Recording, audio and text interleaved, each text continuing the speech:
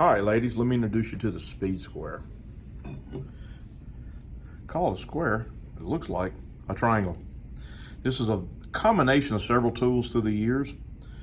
Combination of a tri-square and a combination square. Puts a couple pieces together. This one's particular is called a Swanson speed square. It's made by Mr. Swanson and his company.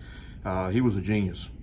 So, and as far as tools go, this is a quality tool. I only buy Swanson speed squares. They're the most accurate and most useful. There's several other knockoff brands out there, but I don't bother to buy those. I just trust this one. So it's got lots of marks all over it. On one of the long ends here, it's got marks all the way down to 7 inches. It's got a flat piece for hanging. And it's got these other marks are for degree. This outside mark set are for degrees from 0 all the way up to 90. Then it's got a bunch of angles that say common, top, hip, and valley cuts. That has to do with its other name. It's called a Rafter angle square. So it's meant for cutting roof rafters, the angles on those for roofing. If you look on this other side, it has this little knot that says pivot. And the way this is designed to be used is you use that as a pivot point.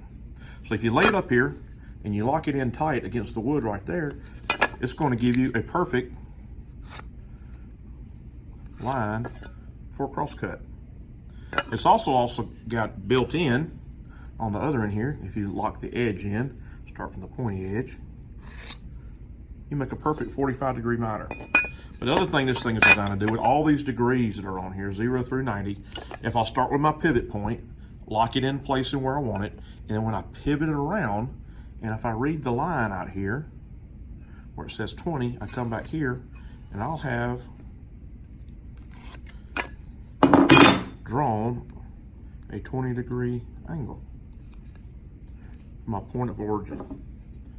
So anywhere you want to start at, set it at your start point, and I can come, decently accurately, 25, 30. We do lots of 30-degree cuts, lots of 45s, and some 60s. So say I want to do a 10-degree. I bring it around till it pivots. On the 10 is lined up with the outside edge. My pivot is locked in place. I draw my line, and for reference points, I'm going to draw the cross line, and I do 10 degrees.